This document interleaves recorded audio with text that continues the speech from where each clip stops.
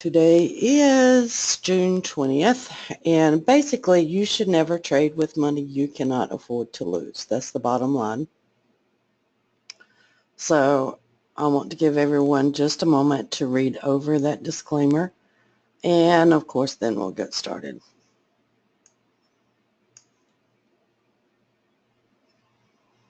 Okay, so we have actual entry that came in on the USD JPY just now. And the one thing that I like about this one is that it is overextended on the stochastics. So in this case, I'm not going to wait for a reversal bar. I'm going to go ahead and enter that one. Now, all of the trades that I do will be done in demo mode today. I'm not trading my live account. I'm not going to do that in the live trading room. So as you can see right here, it says demo. It's green. That's how you can tell. And you can see that I've entered at the 111.50 strike. Now that only has about $26 of risk on it when I entered. I entered it just before I entered the room. And either this will go down or I'll lose that $26. Now it does expire at 11 o'clock this morning. But basically you've got about 11 pip that you need to move to become in the money. Okay? Does everybody understand that? Any questions on that?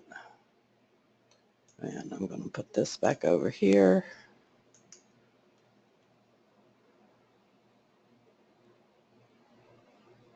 Now on the forex side, that's the only one that I see. Now on the future side, I'm looking at the NASDAQ, the Dow, and the ES. And I have my higher time frame on top. I have my lower time frame on the bottom. And what I want to do is go into this higher time frame. So for example, right here, do you see how you got the red dots on the 3-minute? And that is going into the 12-minute because the 12-minute was red. This one actually showed trend divergence if you're looking at the stochastics. Does everybody see that?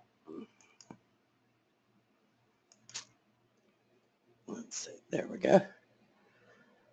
So in other words, this made a slightly higher high right here, but the stochastics made a lower high.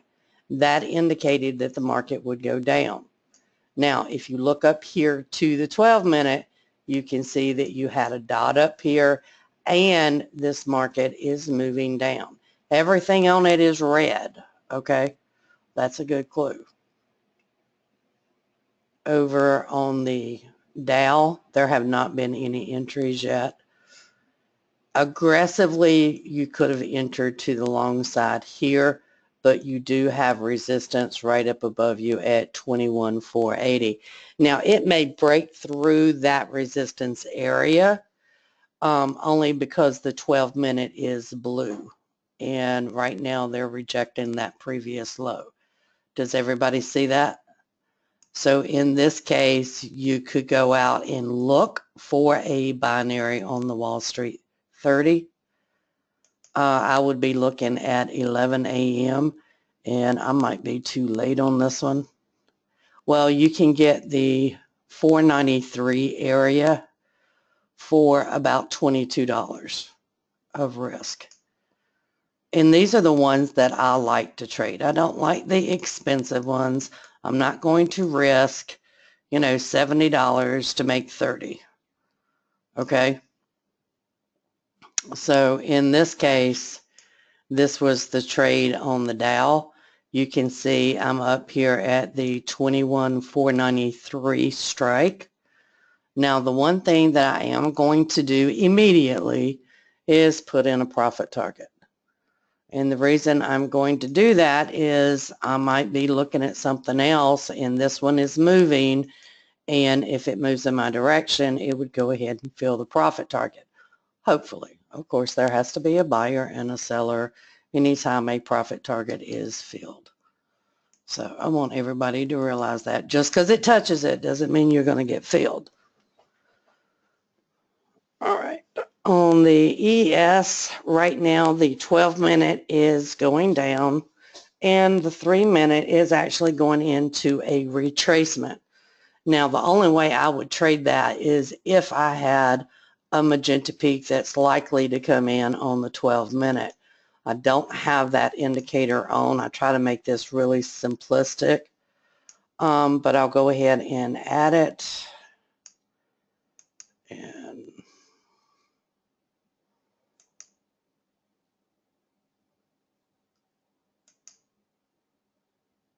so we're not even close to having a magenta peak. This is based on the 12-minute. I just put it on the bottom. So there's no potential there for a magenta peak. So I would not be trading the ES at the moment. Everybody understand that?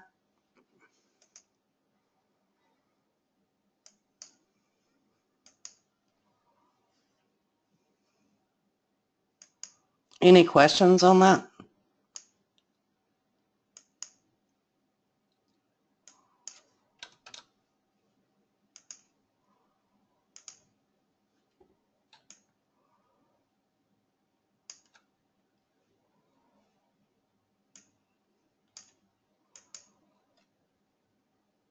Now, if on the ES price comes back to this ATR, I might consider an entry, but right now I'm not even interested.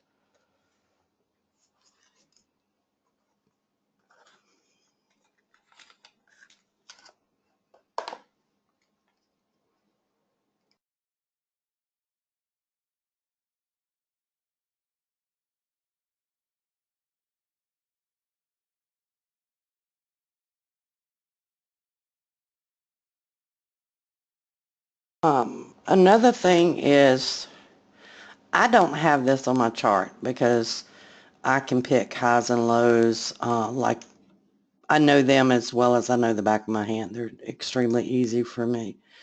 But for those of you that have the tools and you have trouble doing it, we do have the Trend SR. And you can see you get lines of dots, okay? These lines of dots actually identify where the support and resistance is. So for example, I know right now we have resistance at 24.47 and we have a new low here. It's going to be a new low here as soon as this updates. So it may come back and try to test 24.47. You can also do the same thing down on the 3-minute chart. You would just apply it to the 3-minute chart. I don't tend to need those indicators, so you don't typically see them on my chart. They are available for anybody that has trouble identifying the support and resistance area, and they work really, really well. They do update on the live edge of the market, meaning as soon as it's formed, it's plotting on your chart.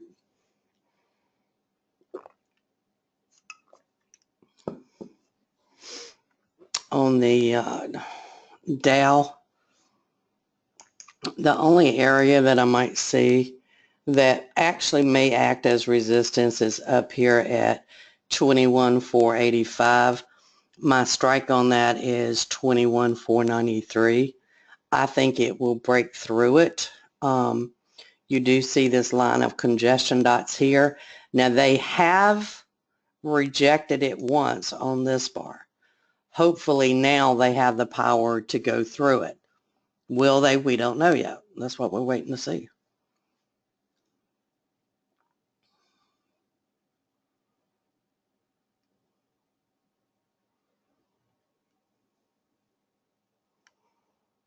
I do have all of my forex opened on another screen. Right now there's just nothing on there to trade. In other words, nothing other than the USD JPY, there is nothing at an ATR, and that's where my entries come from. So if it's not at an ATR, I'm not trading it. It's pretty much as simple as it gets to me.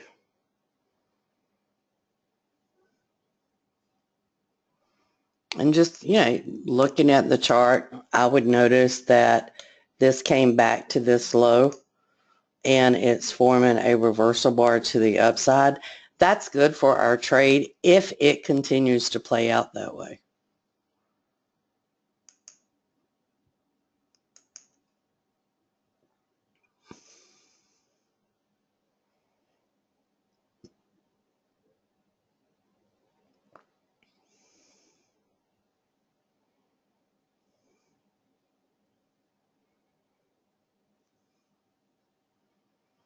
Any questions so far? It is summertime, so the market's moving a little bit slower than normal. It is what it is.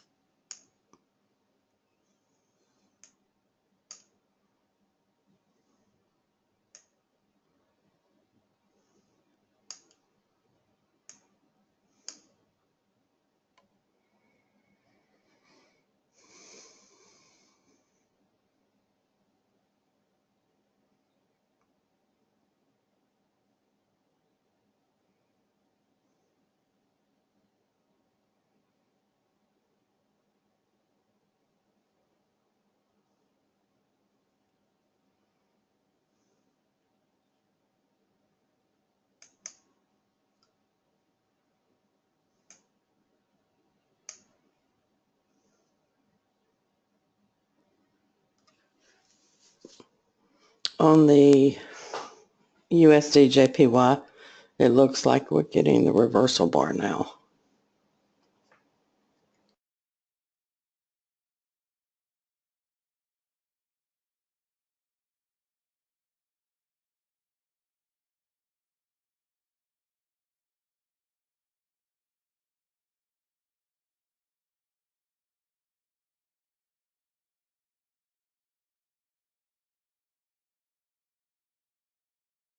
This is what I'm talking about. It went up. It's tested this ATR, and so far they're rejecting it. We're already in that. The reversal bar should actually cause the stochastics to go this way.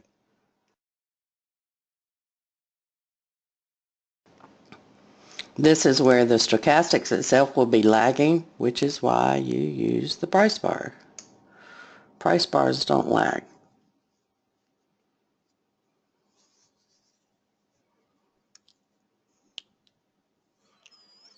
And our strike price is at 50, which is about here. I can't draw a straight line, evidently. Which is good because the low is here and here. I think it will take out this low and come down and try to test this low, which will be very good for our trade. I did put a profit target in there at 20. So again, if there is sufficient buyer and sellers, you'll get filled.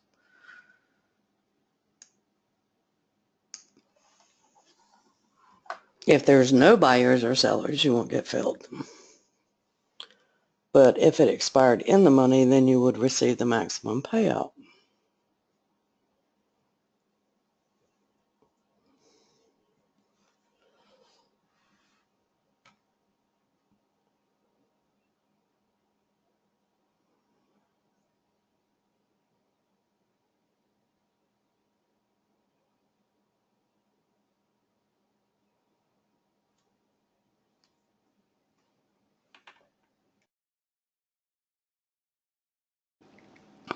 Now this particular binary on the USD Swiss franc only has 3 additional bars.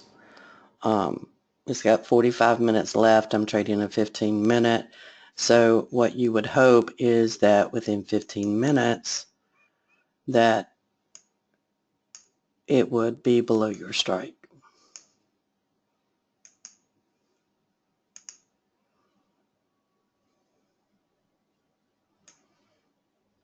So there's the actual binary.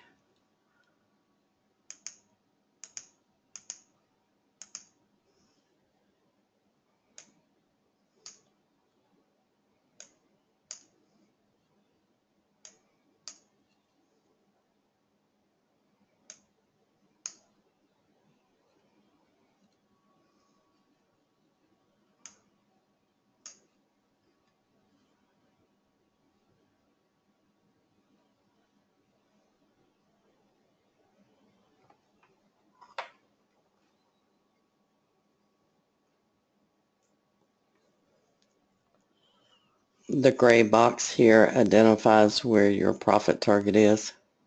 If you wanted to change that, all you would have to do is click on it and it would appear, but it's going to appear in my other window, so it's not going to help you see anything.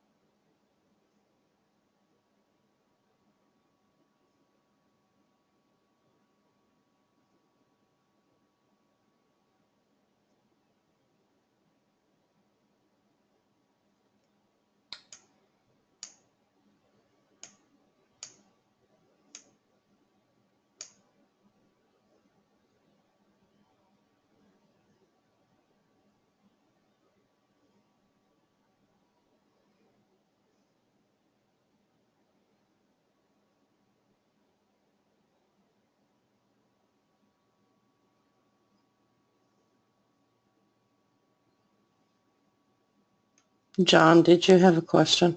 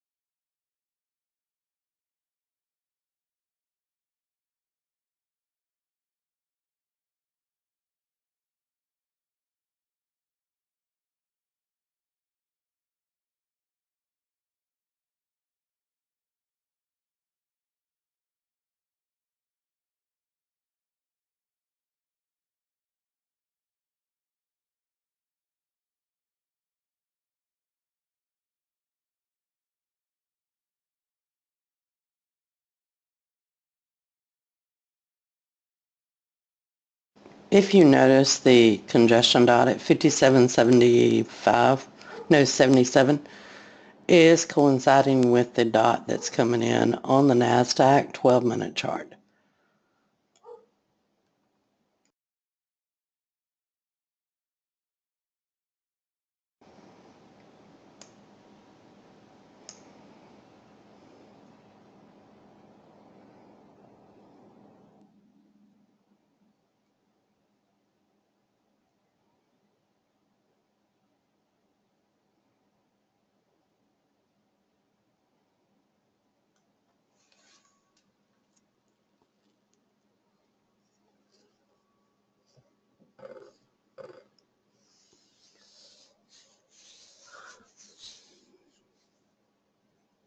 I would like to see it hit the 57.77 area.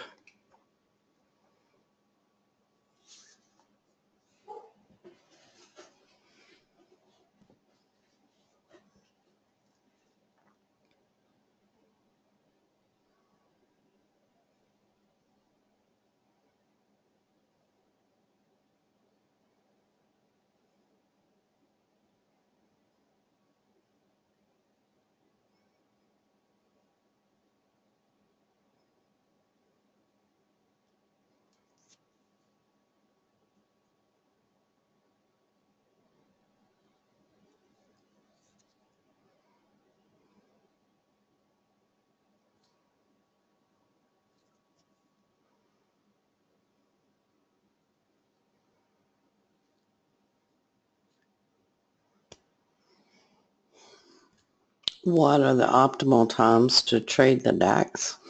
Anytime it's moving. I don't limit myself to time period. I start looking at it at 3 o'clock in the morning. It slows down afternoon. That doesn't mean you can't trade it. You just buy time on it. I always trade a 15-minute chart.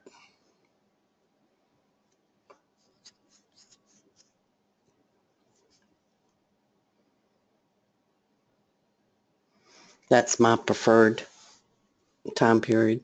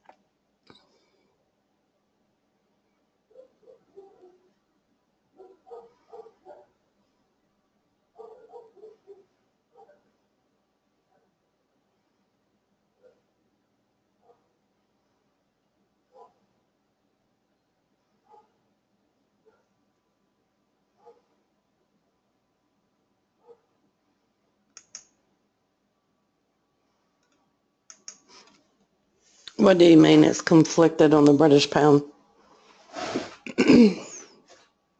I like the 15-minute on the British pound.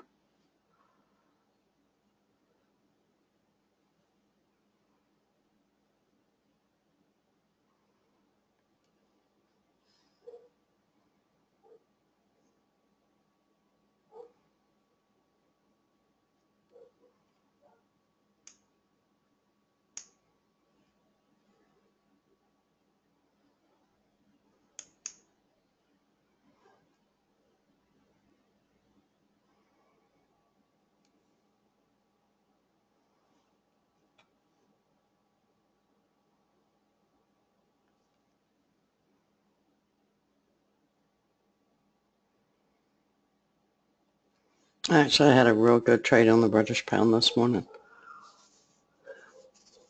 It was off of hidden divergence.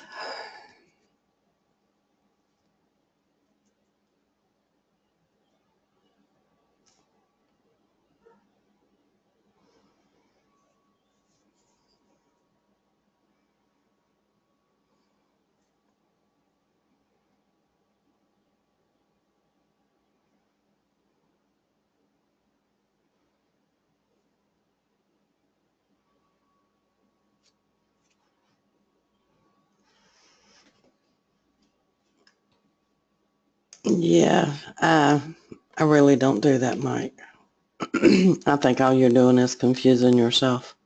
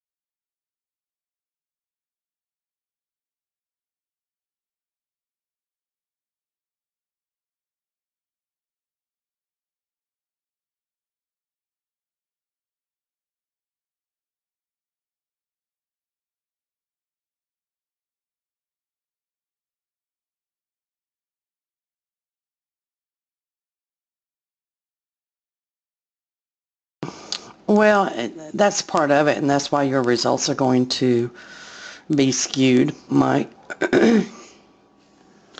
You know, if you're comparing a 15-minute for the last 2 years, you've had some historical events happen in the UK. So it's not going to give you good results. Um, and that's just my personal opinion.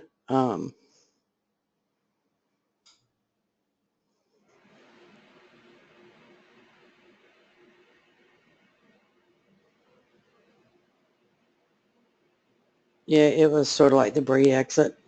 If you were trading the Bree exit, everybody thought they were going to stay in the European Union. The chart showed that they wasn't going to. So if you could read the chart, you could trade the Bree exit, because I did, and make good money on it too. Same thing with the UK election. You know, the charts really showed that the pound was going to go down, and down it went. You know, I think instead of focusing on your time frames, you have to focus on how to read your charts.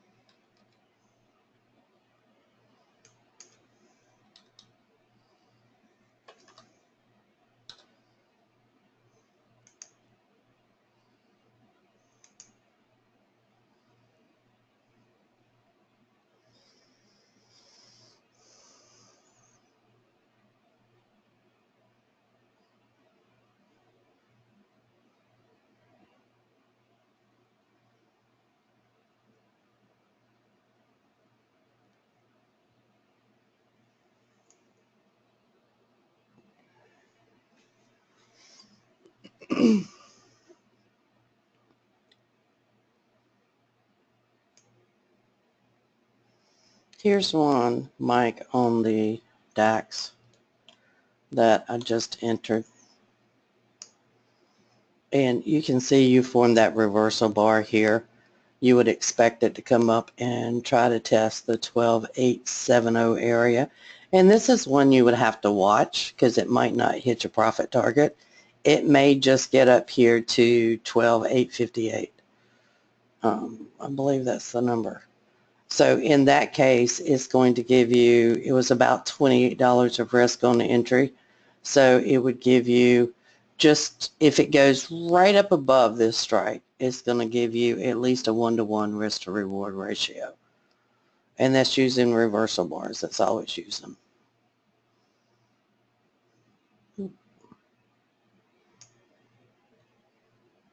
And that's literally, what I look at. Can you add the stochastics? Sure. Would I prefer that setup to be on the 15-minute? Sure.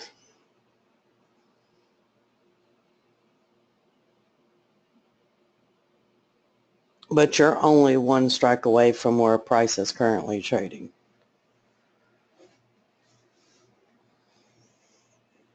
And I'm pretty much expecting it to do the same thing that we're seeing on the USD JPY right now. I'm expecting it to come down here and test the low. In that case, I'm expecting it to test the high, just like this retracement on the USD JPY did. That's all I'm looking at. Price moves off of highs and lows.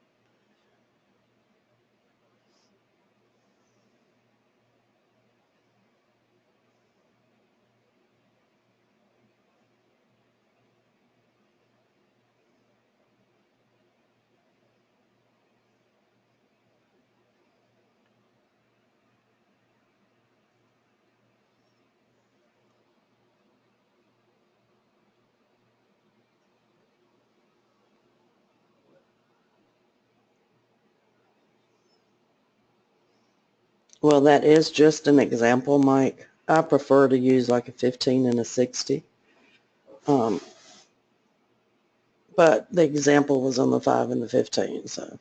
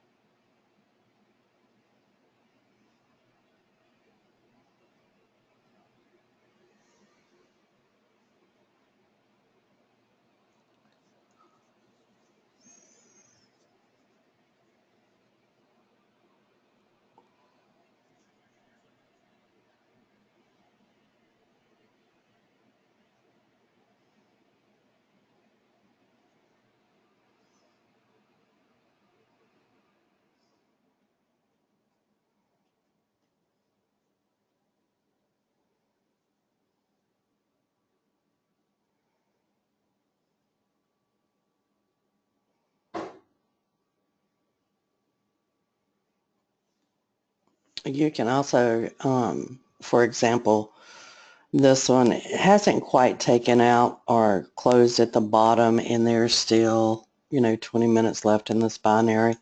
You could actually go down to a 5-minute and say, okay, if it forms a reversal bar, I'll exit the trade. That way you don't have such a big loss. I find that that typically doesn't work for me very well, so I don't generally do it. I prefer to keep it on the 15-minute. I'm comfortable with the risk, and that's the big issue. Are you comfortable with the risk that you have on the trade? If the risk is making you second guess your trade, or you're afraid of losing, don't take the trade.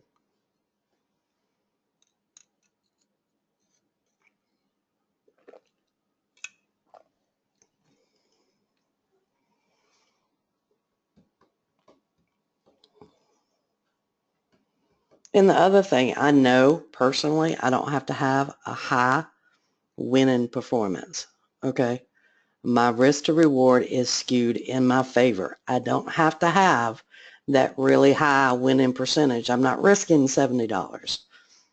Usually I'm risking less than 30.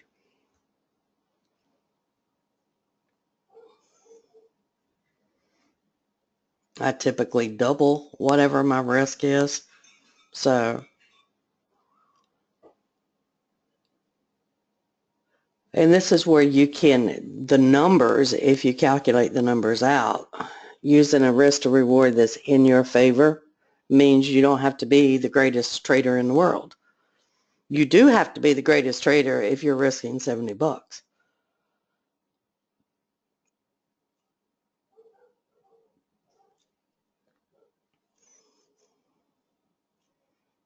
And that's because you're only getting $30 reward, for those of you that don't know that.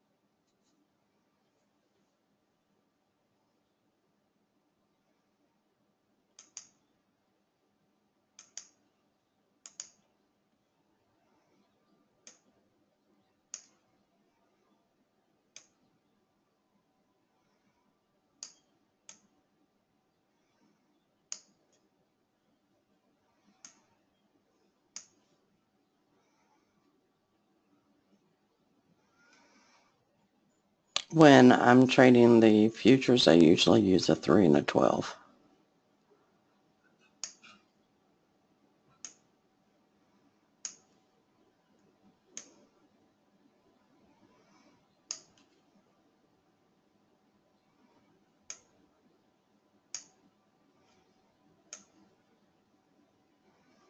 On forex, I generally use a 15 and a 60.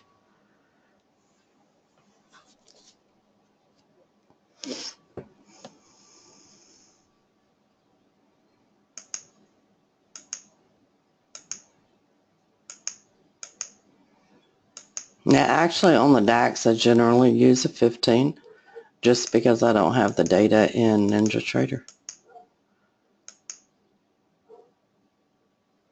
And I can trade it just from the chart, so it doesn't matter.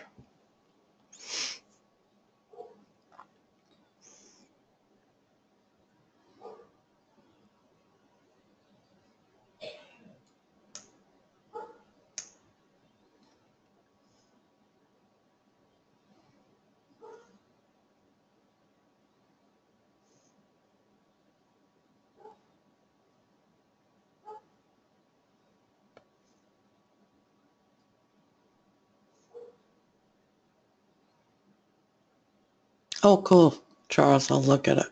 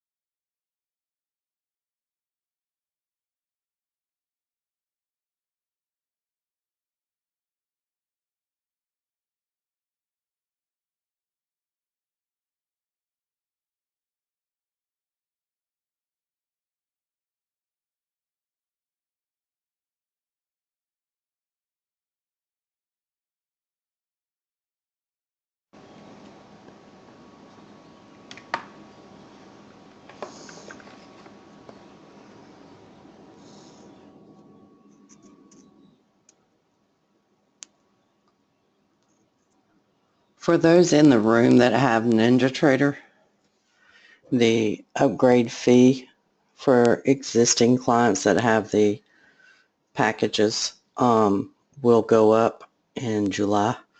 It's a special price that is only good through July 5th.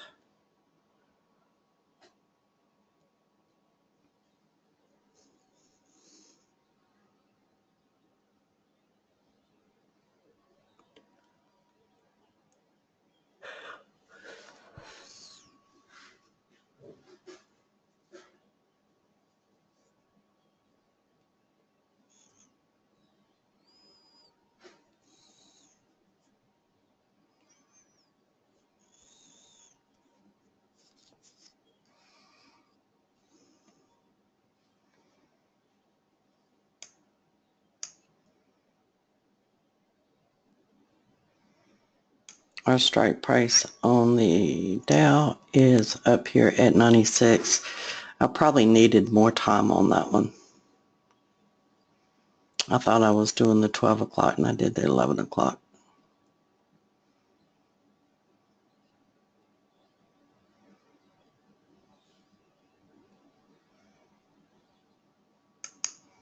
I think it's well worth the upgrade price too. I'm only going to have that special until October. And after October, everybody would have to pay full price again.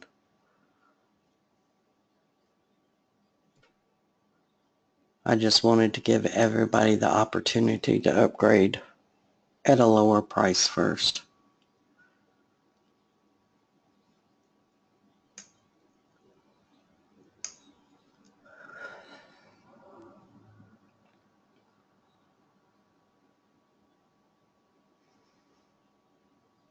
I haven't had any trouble now with NinjaTrader 8. Seems to be a pretty good platform.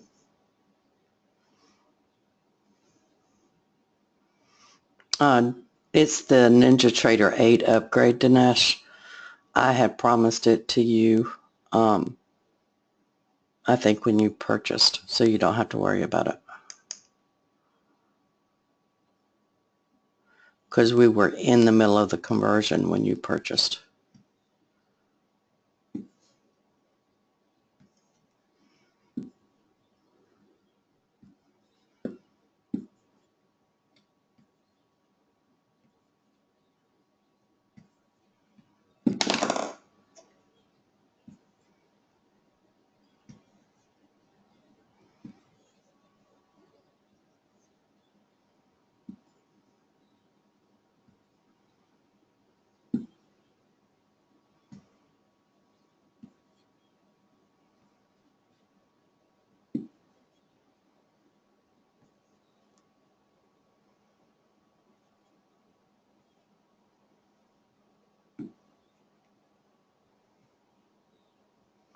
And one thing to consider, especially if you're trading July and August, remember in July, a lot of the London traders take vacation.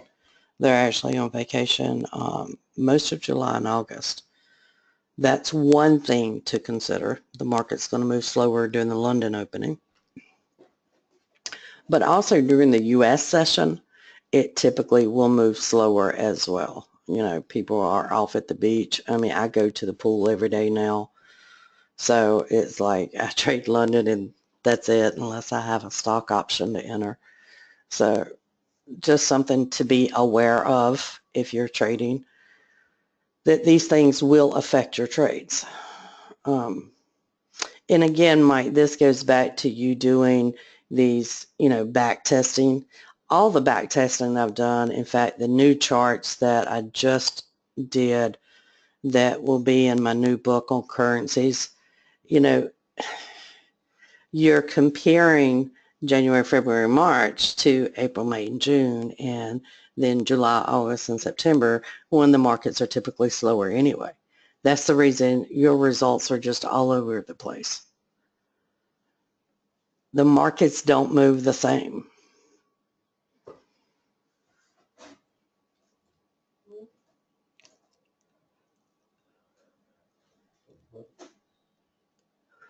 They're very different.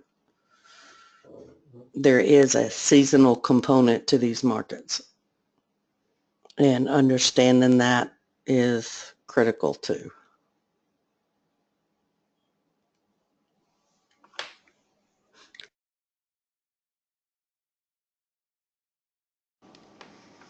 There's been several of my trades I actually went out to the dailies on just because I wasn't going to sit here and watch the charts. I was going to go swimming.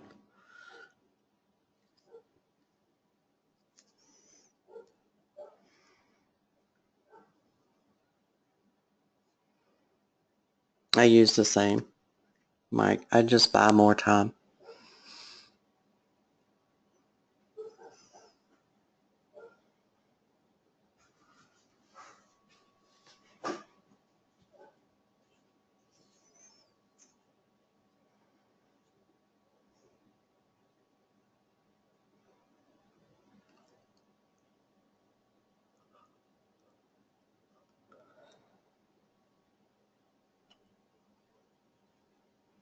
Now, I did do one on the NASDAQ yesterday. If anybody watched the NASDAQ video I did on Sunday, I said that the NASDAQ was more likely going to go up. So I guess it was around 4 o'clock Monday morning. I went long on the NASDAQ for the day. You know, that came off of a higher time frame.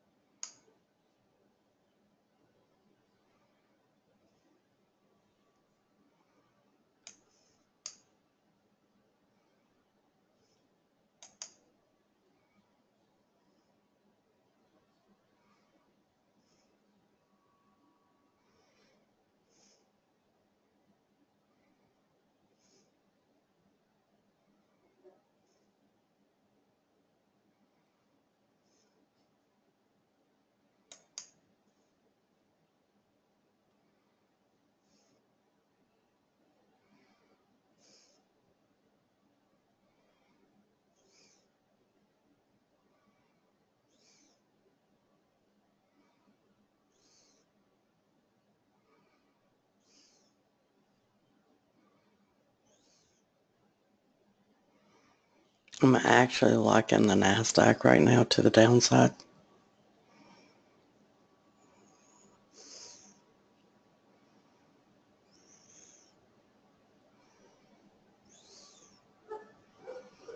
I'm actually going to do the 57.63 that it expires at noon. It's only got about $20 of risk on it. It's not bad.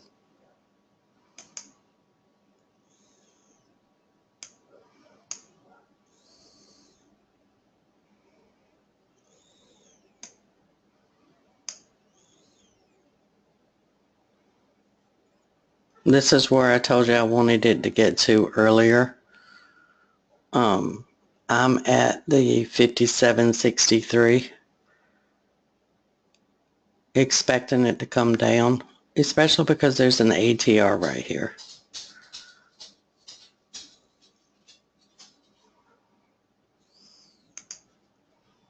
That should give it the fuel to go down.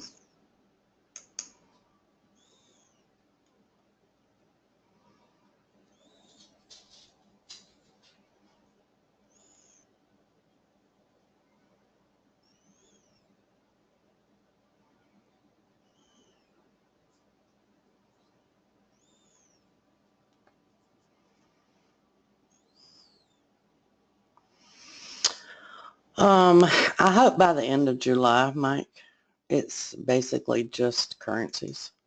Everything you want to know about currencies and trading binary options.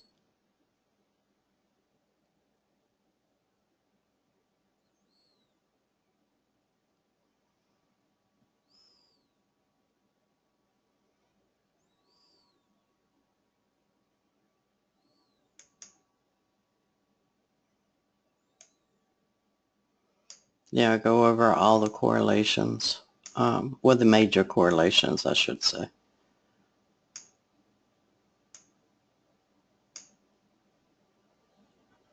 A lot of tables in them.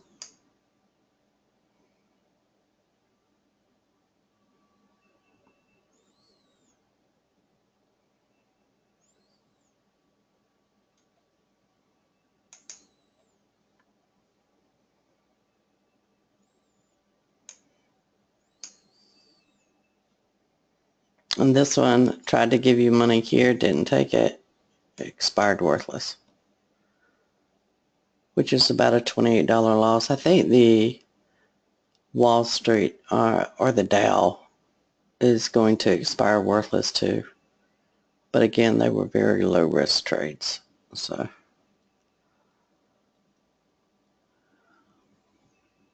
no, that one just does the binaries. As far as I know right now anyway.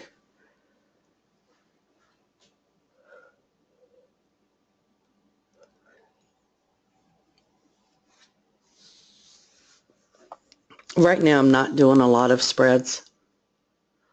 Well, there hasn't been a lot of market volatility. And if you're going to trade a spread, you want the market volatility. Without it, you're not going to make money. So, to me, spreads are more for market reports. But then you have to watch the premiums because the premiums can increase dramatically. So it just gives you something else to watch there.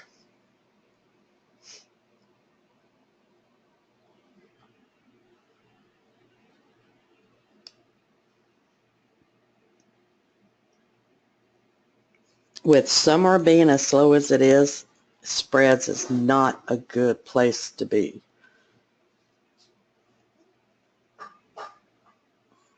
It's taking forever for price to get somewhere. Where's the advantage to trading a spread?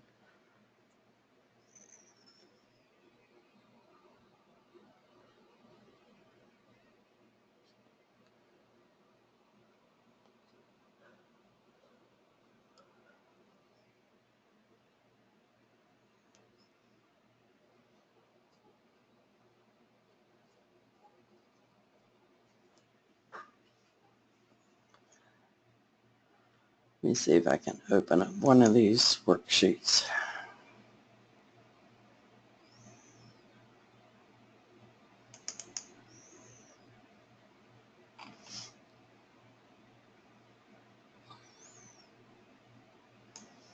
Right. This is a good example, Mike. The average move on the USD JPY from 2005 to 2016, let's pick 11 o'clock. It's 26 pips. Okay. So if you go to the min for that same period is 6 pips. That's the minimum that it moves.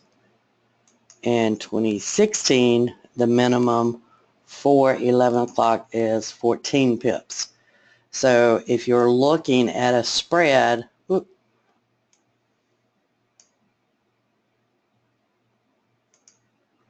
let's just say we're looking for the, I guess we'll have to use the 10 a.m. to 12. Let's see, 111.60. Where is it trading? Yeah. So let's say we wanted to go long on the USD JPY. You're going to pay $12 to get into it, okay? But then it's only going to move about 18 pips. So you're actually paying 12 of that to enter the spread. Are you following me, Mike? So now you have 6 pips that you can make in profit. Well, that's not a good risk to reward ratio. Do you understand that?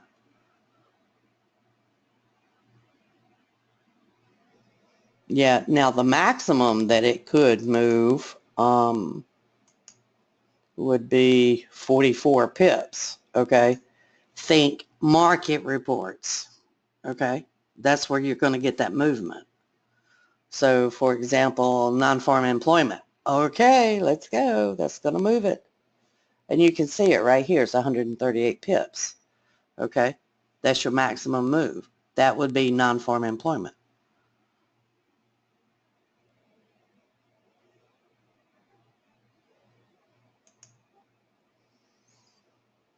By combining the minimum with your binaries, your binary out of the money binaries, you can actually prepare for like your worst case scenario. Worst case scenario, it's slow, it will only move 4 pips. Okay, don't go out of the money. You're not going to make it.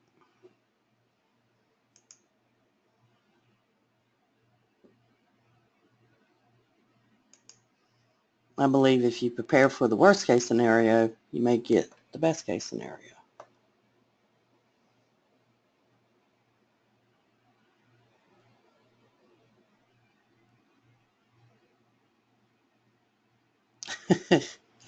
I'm working on it. I've got like 4 currencies left to cover.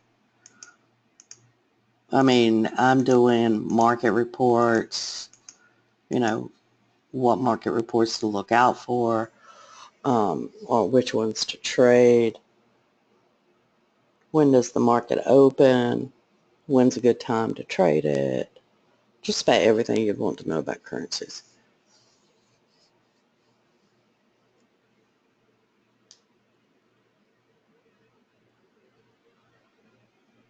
I do include it because it's correlated with the Aussie dollar. And I tell you about that correlation. I don't really do the tables in it. And I don't know that I'm going to do a futures book, so I may not publish the future tables I have.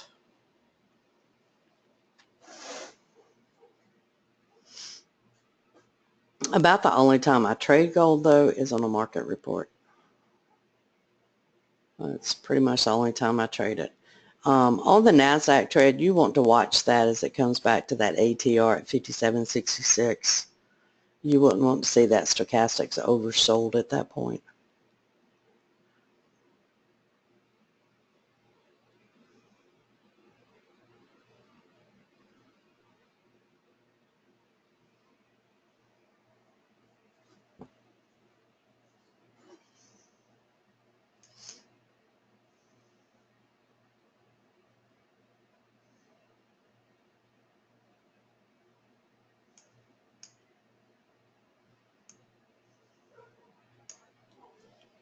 I forgot to put in a profit target on this one.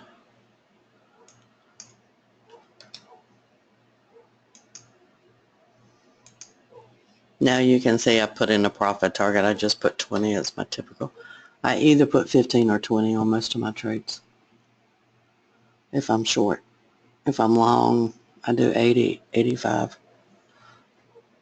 And this is one I would watch as it approached that ATR. I would want to make sure that it flips it. I do believe it will, because the 12-minute is showing you that this is coming down. It's overextended. But now remember, the USD JPY had the same setup. It was overextended. And it came right down to our strike and then went up. So that's why I say you need to watch them.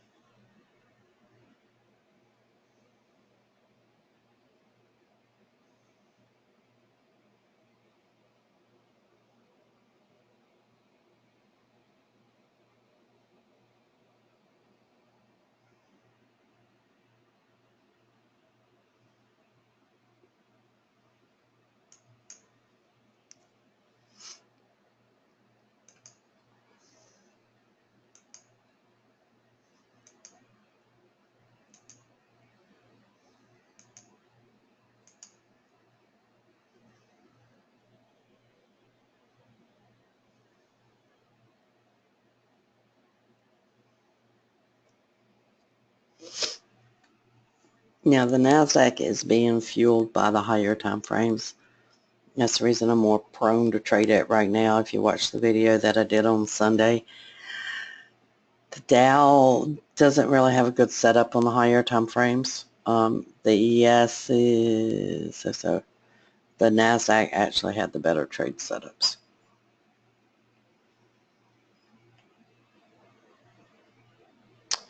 Okay, I'm going to go grab me something to drink, and I'll be right back. I'll leave the charts up and running. You just won't hear me talking.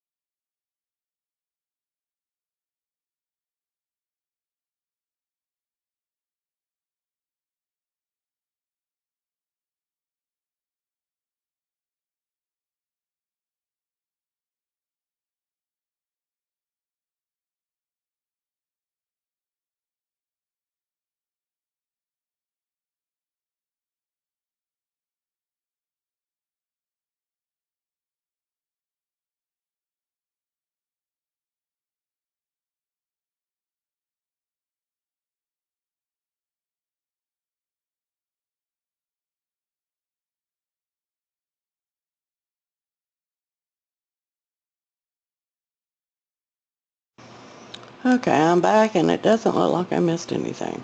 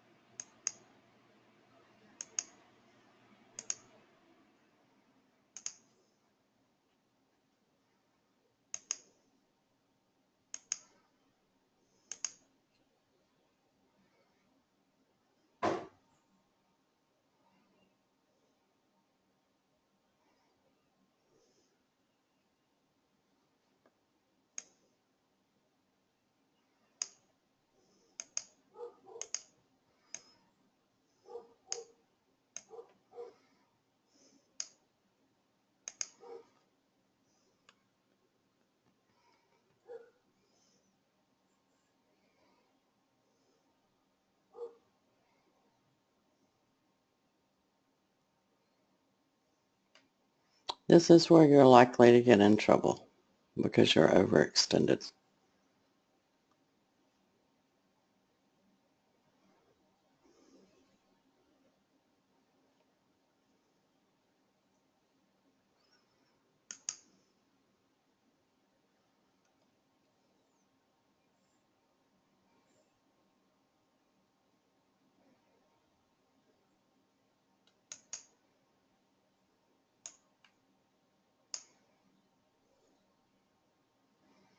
And the Dow's still not doing anything. It's just really a slow market to trade right now.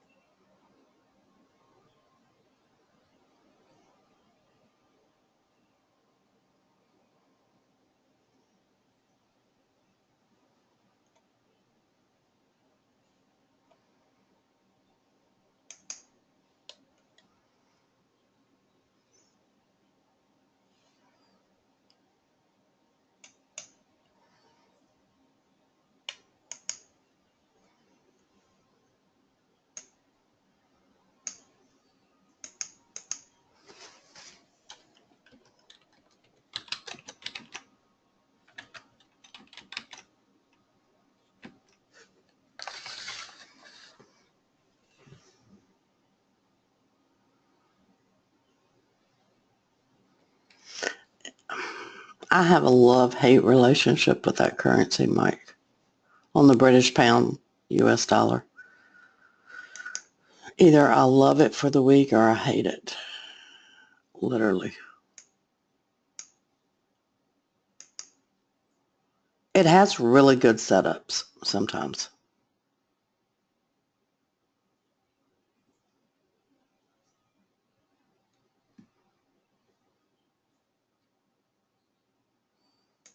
And then, other times you think the setup's there. It's just not there.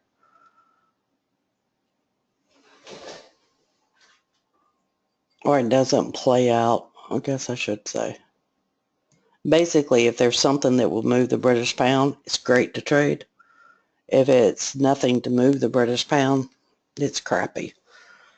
I'd rather trade the USD JPY.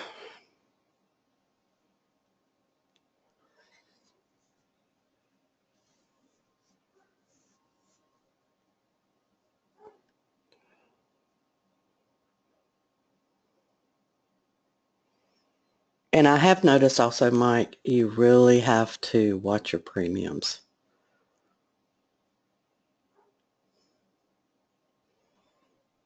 A lot of times I don't trade the US Open because premiums are too freaking high. I am not going to risk $70 on a trade. Just not going to do it. But if I want my risk limit, which is usually between $20 and $30, okay, then, I can't trade the US session because it'll be like 10 strike prices away. Well, normally I can get that within 2 strikes. So if I'm having to go out, 5 to 10 strikes, something's wrong. I ain't trading it.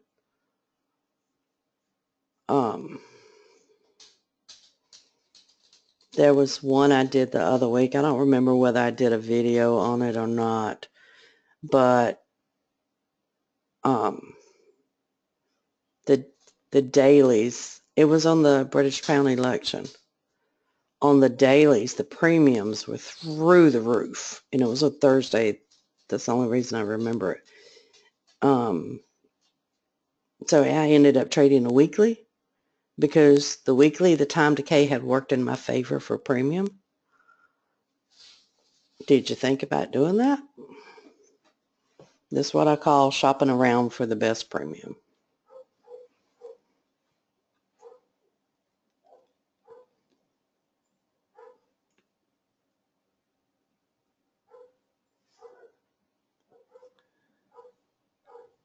And it was because it was Thursday.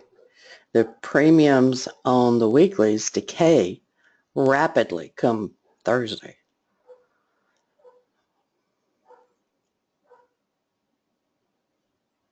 Does everybody understand that, or am I confusing everybody?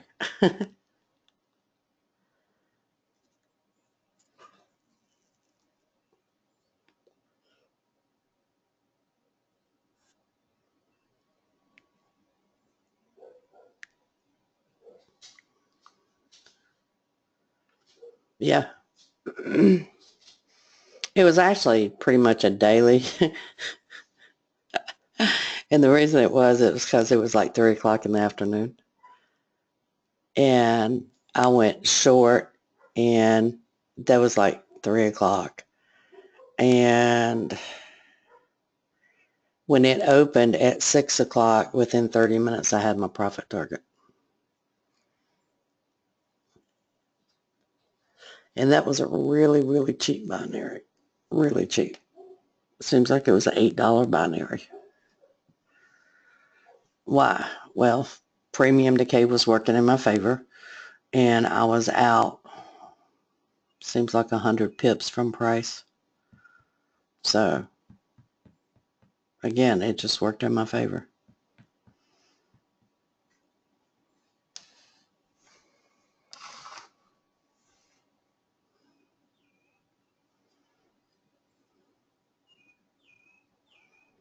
No, they expired worthless, Chris. Either the profit target is filled here or it's not. If you want to exit early, I tried to tell you, but that's all I can do.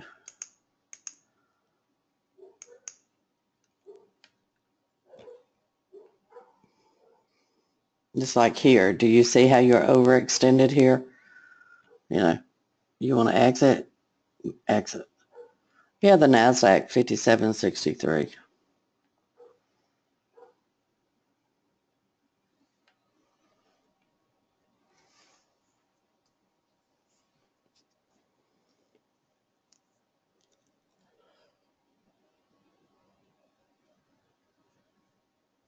No, it was a noon expiration, I believe. Yeah, it's noon expiration. For some reason, it's not listing it right up here. I don't know why.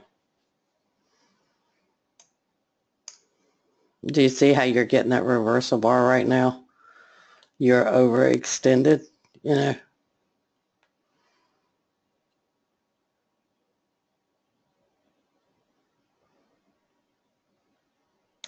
And this is where, if you want to go down to a 5-minute, it's probably going to show you a reversal bar. See how the reversal bar came in here? I just, for some reason, don't like the 5-minute that well. So I'll just stay on the 15-minute.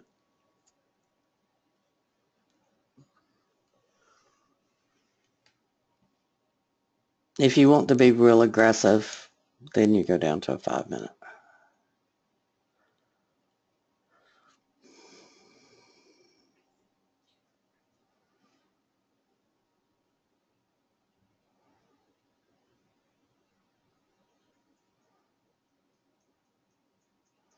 Yeah, it's not necessarily 22 pips. And again, what you would do is you would actually use your minimum tables. And I like to use the 2016 minimum. So for example, this is your ending hour. Okay, so this encompasses 9:01 to 10 o'clock a.m. So in this case, it's 9 pips in January. So that tells me do not go out more than one strike in January on the USD JPY. Whereas, let me find another one. Here, I could probably go out 2 strikes. And I just take the one that has really the lowest, which would be 14 if I'm doing from 10 to 12. Then I'm going, no, this would be 9 to 11, I'm sorry. I would take the 14 as my minimum. So I'm not going to go out more than 2 strikes. In March, I'm not trading out of the money at all because the minimum is 4 pips. I mean, the strike width is 4 pips, okay? in some of the tables, I don't think it's this one, but some of them will have a 0 here, and that just tells you it was a holiday. It didn't move. You know, in August, okay, from 10 to 8, from 10 to 11, it only moves, minimum is 8 pips. Even going out one strike might be difficult.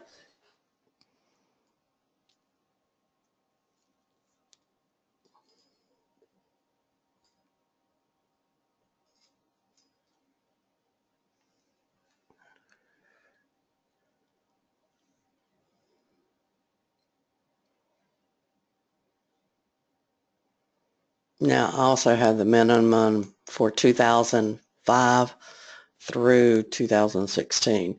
And you can see this was December 31st, I guarantee you, because it's a 0 there. That's what I was talking about.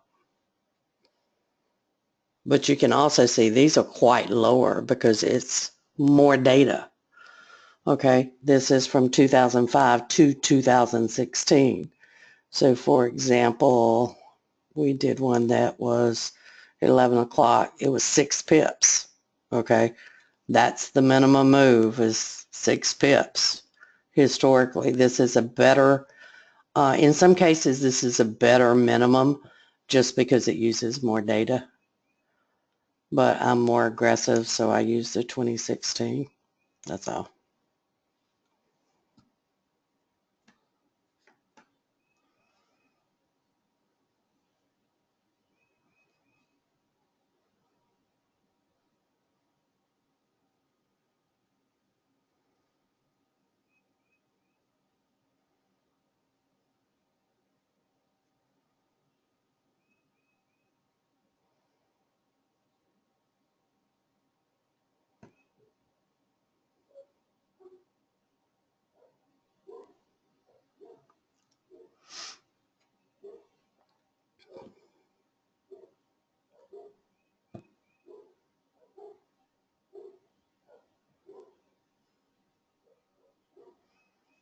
The target on this one is at 20. And it might not hit it. We'll see. It's going to have to go below that strike.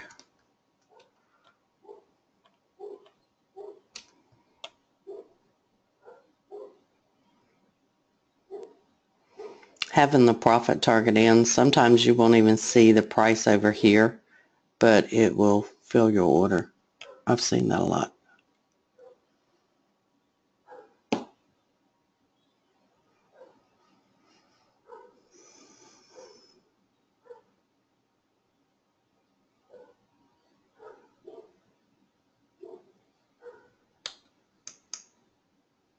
Now I do a 5-hour block, but that would just be based on the daily averages.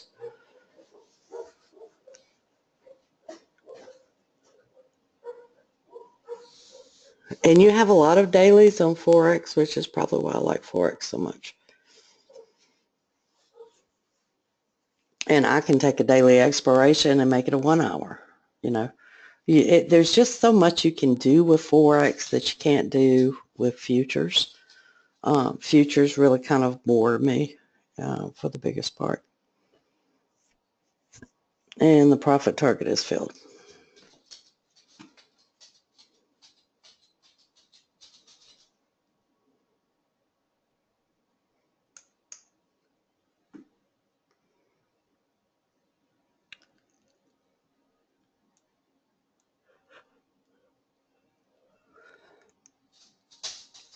If the Dow comes back and tests the ATR, I would be interested in it. That's about the only way I'd be interested, though. The NASDAQ was actually the only one that did what I wanted it to do.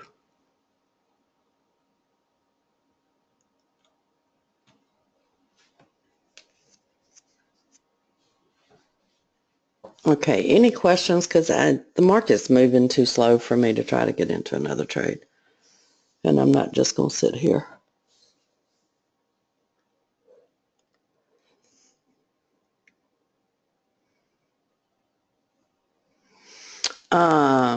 They're supposed to go relatively soon. they want to make sure all of the issues are fixed before it goes live. And it still has a few issues.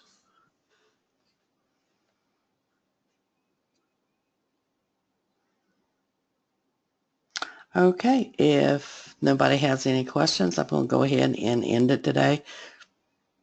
We had a trade on the USD JPY. It expired worthless. The Dow expired worthless. But the NASDAQ made money, and because we were using the low-risk options, we actually came out profitable. All right, everybody have a wonderful day, and I'll see you after the 4th of July.